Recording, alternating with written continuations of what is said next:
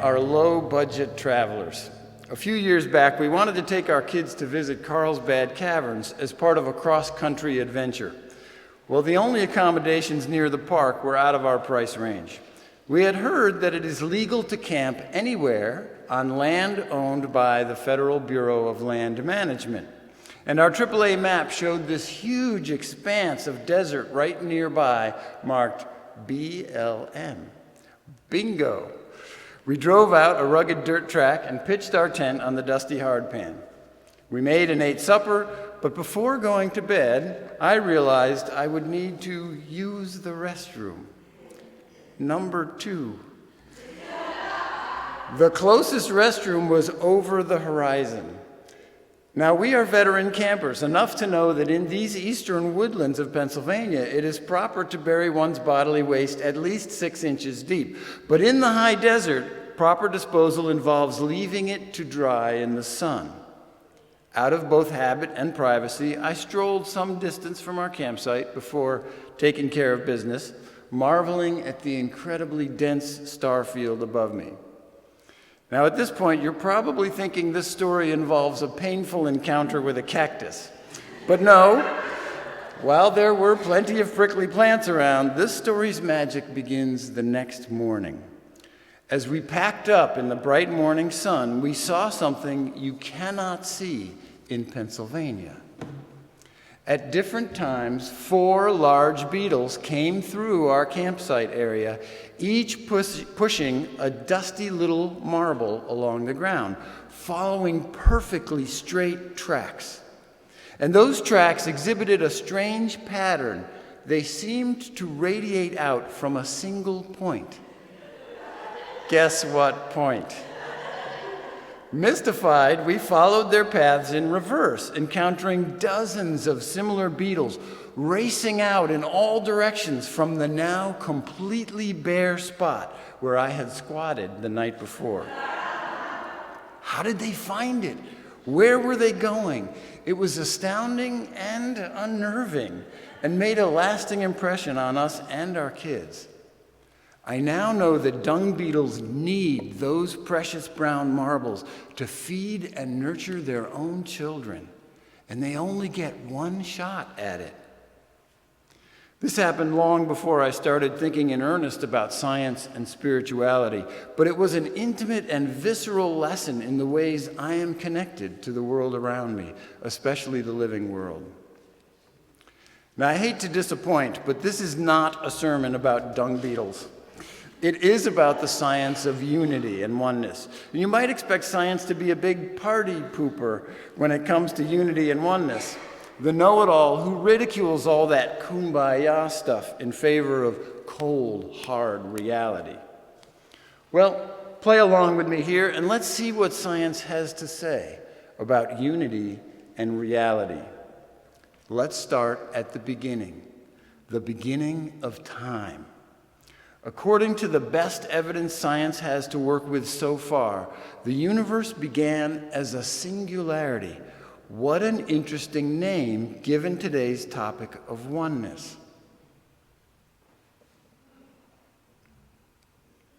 There's a reason it's called that. The singularity at the beginning of time contained everything in today's universe, but compacted infinitely dense, so that everything in the universe had no volume, no size at all. Everything was one thing, infinitely small and infinitely dense. The Reverend Carol Martinaccio calls it the everything seed, the seed which grew into everything. Nobody knows what came before the beginning of time. But all the evidence we have now says that at the beginning of time, that tiny speck rapidly expanded or inflated, creating space and time as it did. Everything in the universe, from this morning's service to interstellar dust in the most distant galaxies, is traceable back to that one single thing at the beginning of time. Everything that is an object, as well as all the things that are energies or events, or that are still mysterious like dark matter, has a common origin, a shared genesis in the Big Bang singularity. So how did we get so separate, so diverse? Well, 45 years ago, Joni Mitchell sang, "We are stardust, we are billion-year-old carbon." Well, it's literally true. You want to know the details? Yeah? At the beginning of time, there was only energy. No atoms, no matter, no mass, no space even. No solids, liquids, or gases. Nothing we would call a thing. There was only pure energy. Now, matter and energy are like nouns and verbs. Matter is stuff, things, objects. Energy is movement, action, ability, potential. So how did the universe make all this stuff if all it had to start with was light energy? Well, at extreme energy densities, matter can actually condense out of pure energy, out of light. And in the first moments of the Big Bang, particles that would later form atoms of hydrogen and helium condensed from extremely bright light. But that doesn't explain where all this stuff came from if all you have is hydrogen and helium to work with. Building bigger atoms from small ones requires extremely high temperatures like those inside the sun. And stars do this. They can fuse hydrogen and helium atoms into lithium and carbon and fluorine, larger atoms, and so on. But normal stars like the sun can't go any bigger. They can't go past iron in the table of elements. And anything that normal stars make just sits there in the star forever. You can't make a normal star into new planets or new solar systems. But there are a few very rare supermassive stars. They have to be at least 10 times the mass of our sun. And those stars do the same thing. They fuse elements up to iron, but at the end of their serviceable lives, they get hollowed out. And at some point, gravity causes them to collapse in on themselves. They implode. And that implosion creates incredible amounts of very compact energy. And then there's a rebound, and they explode outward again. But just in the moment of that implosion and rebound, energy densities are high enough to fuse or create all the other larger elements that make up the stuff in this room and the Earth itself, including our bodies. But then they explode all that stuff out into the surrounding space as hot dust, dust that later will cool, and gravity can collect back together into new solar systems, including new planets. So near here, in our region of space, about 10 billion years ago, a supernova star exploded, creating all the elements that make us and this room and the Earth up, and then seeded them out into the surrounding space. Not only are we stardust, but we're all from the same star. Here's a Hubble photo of a different supernova far, far away, and you can see the cloud of dust around it. This one happened a while ago, so the dust is visible, far away from here. So almost all of the atoms in your body right now were once part of that ancient supernova star. All the physical stuff you interact with is made of atoms, and those atoms all have a common origin, a shared journey that we are part of. So the seeds of you and me were present there at the dawn of time, and we are descended from stars just like those we see in the night sky. We're not only connected to events in the early universe, we are those events, still occurring, still unfolding. We are still one thing. With all our diversity, with all the different galaxies, stars, planets, and living beings, there's only one event here. It's us, we the universe, slowly unfolding in our vast and creative sojourn through time. So your life story, your body's life story at least, starts 13.8 billion years ago as blazing white light. Energy so pure and hot that simple atoms were squeezed into being like diamonds from smoke. Eons later, larger atoms were explosively forged in dying stars, atoms that now make up our solar system and others in this part of the Milky Way. Okay, got it. Common origins, common genesis. What about now? What can science say about oneness in our daily lives? So play with me a little bit. Think about someone who lived long ago and far away, any kind of famous person. You got somebody in mind? All right, now take a deep breath with me. You just breathed in over 13 sextillion air molecules. But here's the thing, over 700 million of those air molecules were also at some point inside the lungs of that famous person you thought of. The same is true of every person who ever lived. Not only the people, every animal that ever lived, every plant that ever lived, they're all right here in the atmosphere of this room with us today. Some of the oxygen molecules from that breath that you took a moment ago now are you. They are part of your body, alive in you. You may remember from high school that photosynthesis allows plants to make themselves, their bodies, out of carbon dioxide and water. We make ourselves out of carbon dioxide and water, directly or indirectly. So we, too, are made of those things. So let's take a closer look at water and carbon dioxide, these ingredients of our bodies. This is a diagram of the water cycle. I'm sure you've seen it before. Water evaporates from the ocean, becomes part of the atmosphere, drifts around, and then sooner or later rains or snows back down, and eventually melts and finds its way back to the ocean. But one of the things water does as it goes around this cycle is it spends time posing as human beings, including you and me. Every sip of water we take includes molecules that were recently posing as clouds, as waterfalls, as glaciers, and other living things. The living water is an important symbol in the Christian tradition, and we can find living water right here in our bodies. Water comes alive when we drink it. Water comes alive when we drink it. Something similar is true of the carbon dioxide cycle. Carbon, as it goes around its cycle, spends time posing as living things, but also as seashells and coal and limestone and concrete. Some of the carbon atoms posing as you right now this morning were gasoline in your car last winter. And now they're you, or part of you. Same thing is true of the nitrogen cycle, the oxygen cycle, the phosphorus cycle, all the elements that go into making living bodies. Every year, 98% of the atoms in your body get exchanged for new ones.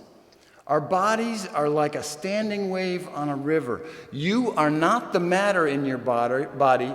You are the pattern that organizes that matter as it flows through. And the edges of that pattern are quite blurry for a lot of reasons, but one is because other living things flow through us too and become us temporarily as they do. On and inside our bodies, the bacterial cells outnumber our human cells 9-1. There are thousands of species, trillions of bacterial cells, all cooperating and competing with one another and with you, their host, all the time. They digest our food, they protect our skin and our internal linings, and recently micrologists have found that they have a strong influence on our hunger and our thirst. Our food preferences, our weight, and even our emotions are partly determined by the species of bacteria living inside us. So is it me who loves cheesecake or we? The human cells in our bodies each contain dozens of mitochondria. The mitochondria is a subcellular organelle.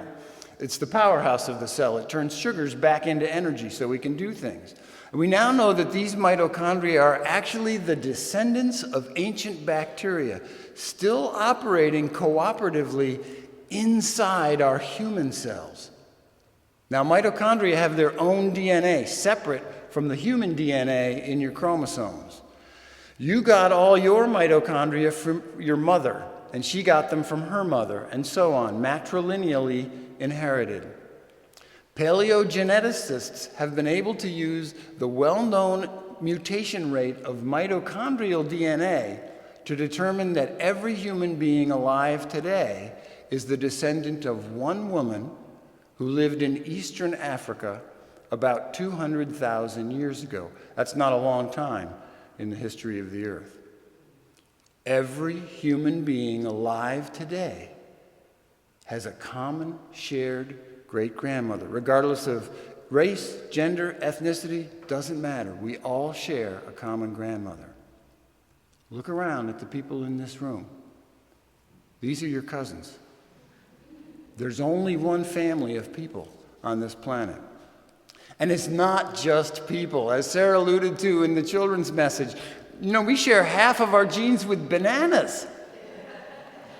All living things on this planet are related. We are part of a single, unbroken family tree stretching back 600 million years. Now, there are many more examples of our connection and unity from science. But the bottom line here is that we cannot separate ourselves from the earth. We are the earth. The earth is giving this sermon this morning, and the earth is sitting in those earthen chairs listening to it. We and it are us. One thing, one life.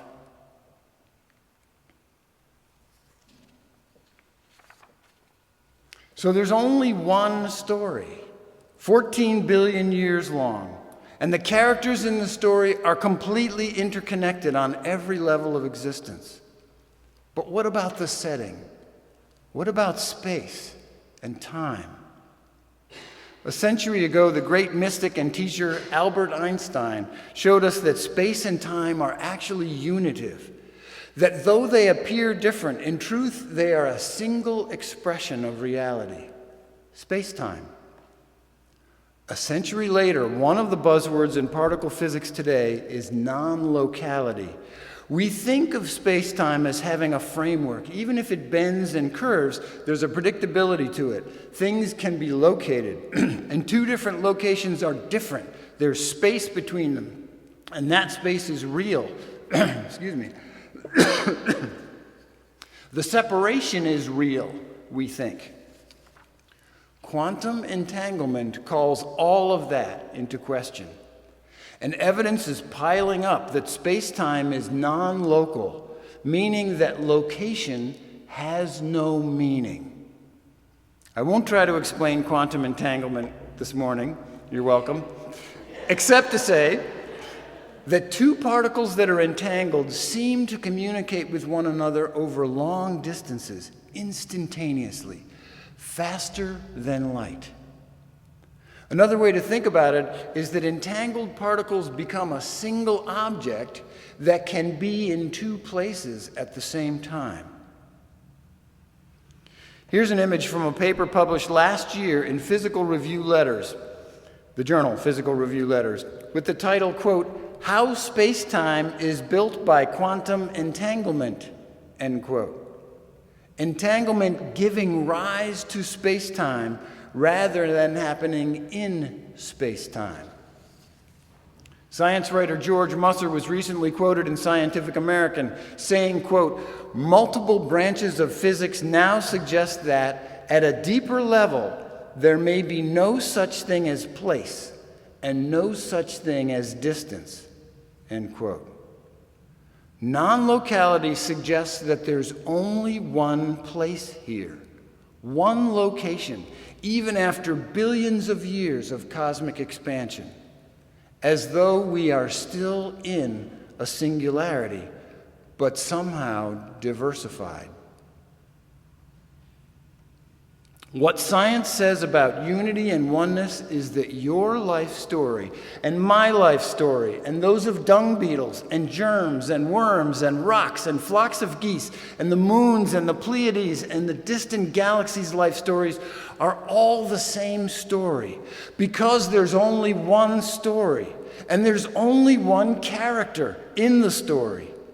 We, us, the universe. I say this not as a prophet or a mystic, but as a hardcore, show me the evidence, mainstream science educator. 750 years ago, the mystic and poet Rumi wrote, "You are not a drop in the ocean. You are the entire ocean in a drop."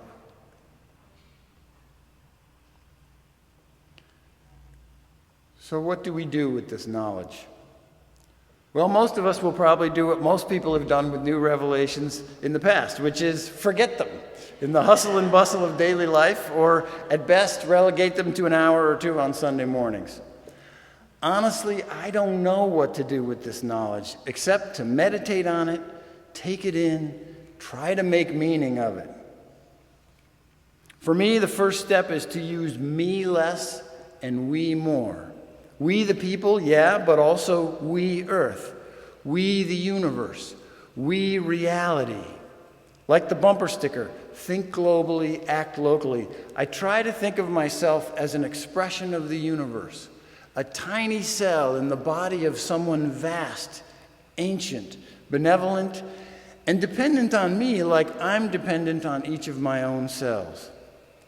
I especially try to remember this when dealing with people who take advantage of me, or people with extreme ideologies. We need those people to be us, just like a forest community needs both poisonous mushrooms and beautiful flowers to be a forest. It doesn't mean I shouldn't be politically active or maintain good boundaries. You know, my muscle cells and bone cells are completely different from one another, performing nearly opposite roles in my body. But I'd be a mess if my muscle cells convinced all my bone cells to become just like them. Just as there are feedback systems among cells in my body, I need to communicate my truth loudly and firmly. But I can do that with grace and compassion and respect, knowing that those people are part of me, part of we, part of a still evolving singularity of everything. Another thing we can do with this knowledge is just share it. You know, there's this running argument between atheists and religious believers for decades now about the existence of the supernatural. And more often than not, they both demonstrate values that are the exact opposite of the worldview and values they're advocating. So when people are spewing the same old arguments with the same old self-righteousness, I try to interject that there's plenty of reason for praise and gratitude that we can agree on. And maybe that's more important than our own personal vision of the ultimate, a vision which is certainly inadequate and incomplete at best. I've come to believe that this argument about the existence of God misses the whole point of a spiritual life, which is our relationship with the sacred and transcendent. It just doesn't matter to me whether you believe in a God or not. I want to know how you express your reverence, how you treat creation in all of its expressions. Arguments about who created it are a distraction, and I say a destructive one. So my last suggestion for what to do with this knowledge is to treat everyone and everything you encounter as an essential part of your largest self. Because it is.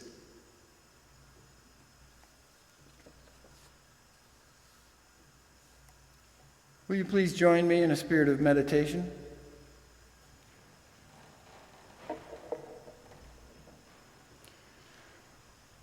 We breathe in and out and in again.